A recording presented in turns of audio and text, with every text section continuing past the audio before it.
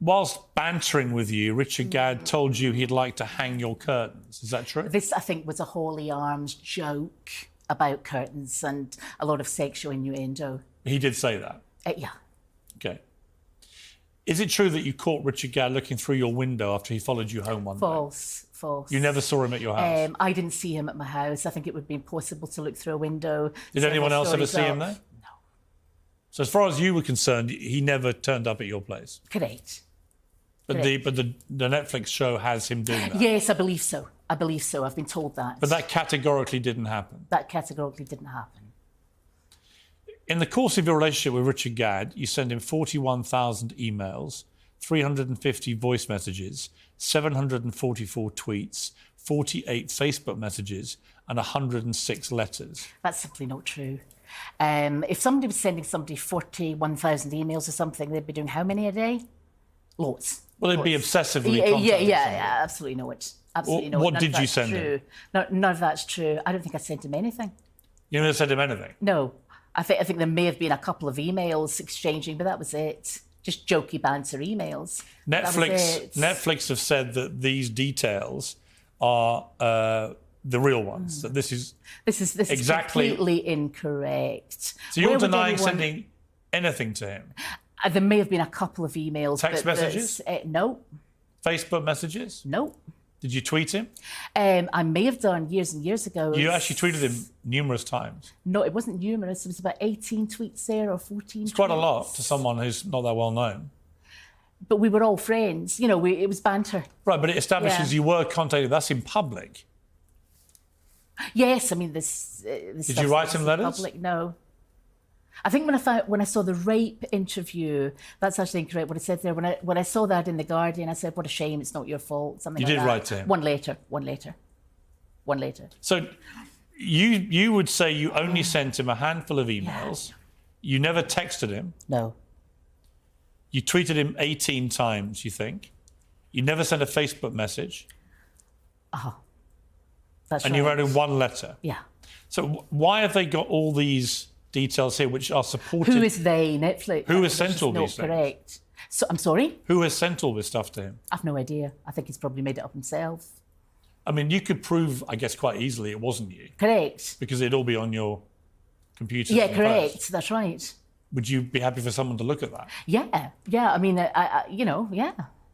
What do you have? What technology do you use? Right, what technology do I use? A very, very old smartphone just now because the other one packed up a week before moving. That's it. Because they're all sent from an iPhone. Yes, so... But they believe it wasn't actually an iPhone ever being used. Meaning what Meaning kind that of someone phone? was hiding the fact that they were actually not using it. They were pretending it was from an iPhone. I don't really understand that. Well, people can mask where they're sending stuff from. OK, right, I'm not Technology Whiz Kid of the Year. I wasn't doing that either. I mean, obviously, when you make such an emphatic denial of the central point of the story, you're basically accusing both him but also Netflix of lying about it. I am. And that's pretty defamatory. It's not defamatory if it's true. No, it's defamatory that they've been to you. Oh, I'm sorry. Yes, I misunderstood there. Yes, exactly. I don't see how anyone could do 41,000 emails and all this kind of stuff, you know. I don't know how much you know about technology, but are you aware that if it was you sending those emails, it would be very easy for the police, for example, to work out exactly where they come from? That the IP address would reveal that. Yes, I understand that, and it stays on forever. But the point is, this was years and years ago. We were congratulating him. But it would all still be there. Yes, I understand that. Yeah. And if you sent 41,000 emails, this is just a lot of rubbish. Yeah, so that should be stored there. Well, they'd all be there. Yeah. I mean, he's got them. He's not got 41,000 emails. That's over a year. Well, according to you, there's only a handful. Yeah. Right? I mean, how long would that take someone to type up? 41? How many do you think you sent him? A handful. Like that. What does that mean? How many? Less than 10. 10 emails? Not 41,000. Right, there's a massive disparity between the two things. Yeah, I agree. I mean, if it's not you that sent all this, then clearly Martha cannot be you. Yes, Martha cannot be me because there are a number of allegations that have been put to me by journalists that are simply not true. There's a whole play. It's not just the emails. There's a sexual assault in the canal.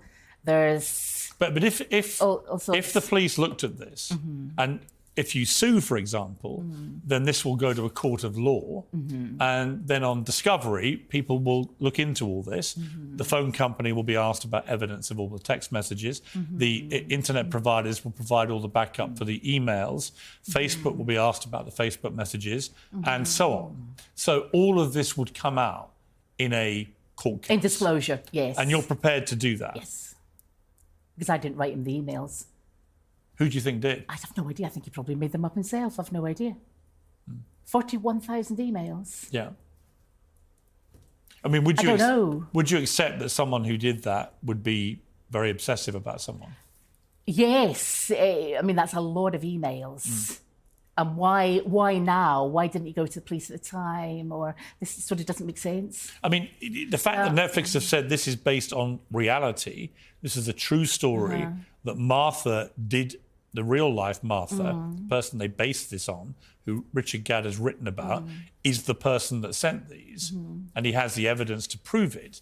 What you're saying is that proves you cannot be Martha.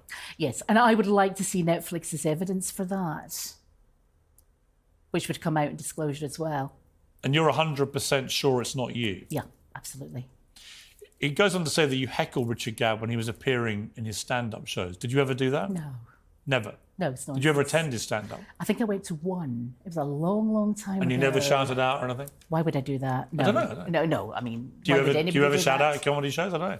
People do. No, I don't generally go to comedy shows. So But you no. never heckled him? No, Did you ever attack Richard Gadd's girlfriend because you were jealous? no, I don't think he had a girlfriend. I think he's homosexual. But no, I have never been to his house or attacked any girlfriend or anything like that. There are lots of scenes where Martha is sitting outside his house all day for many days, sitting in a bus stop, sitting out there, walking around, and would occasionally shout at him. Did you ever do that? No, I haven't seen the show, but I'm getting. I have, so I'm telling you. Yes, I got all the court allegations, the trial allegations. I'm going to come to that, but on that point, did you ever turn up at his house? No, I don't know. I don't know where he lived. No, absolutely not. So whoever's doing all this is somebody completely different. This is a fictional character, hyperbole, exaggeration. This is a fiction. Well, it's based on of his imagination. They say it's based on a real person. Who's they? Netflix. Well, Netflix and Richard Gadd. Netflix are about as mad as Richard Gadd. If they're saying that, it's absolutely not correct. Did you ever contact Richard Gadd's parents and threaten them? No, that allegation was put to me by journalists. No, Never happened. no. There's one key point in the drama that has Martha's character pleading guilty to intimidating Richard Gadd in court and sentenced to 9 months prison time. Let's watch. You're charged with the stalking of Mr. Donald Dunn between the dates of the 14th of August 2015 and the 22nd of March 2017. Are you guilty or not guilty? Guilty.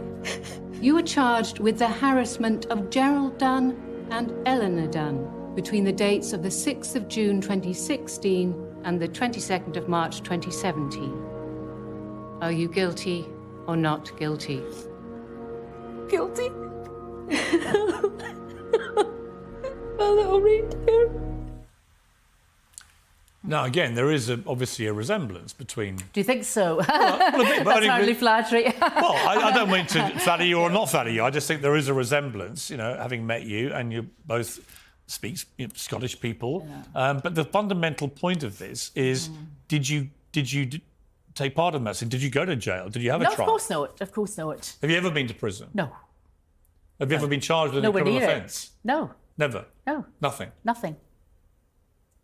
So that scene is completely invented? That's completely false, and I don't think the actress sounds like me. I mean, people compare me to Lorraine Kelly, but I look nothing like Lorraine Kelly. We all happen to have dark hair, and we're Scottish. You know, I think the actress is from Glasgow, I think, but I'm not sure. But I'm not from Glasgow. And which part of Scotland are you from? I'm from the Central Belt. So a slightly different accent. It's slightly different. A Scot would know the difference. A Scot would know the difference. A Glasgow accent's very different. But that's a fundamental point here, because if they basically have a key point in their drama, which they say is a true story, which involves you admitting to intimidating Richard Gadd and getting a 9-month prison sentence, And that is completely untrue. That's completely untrue. Very, very defamatory to me.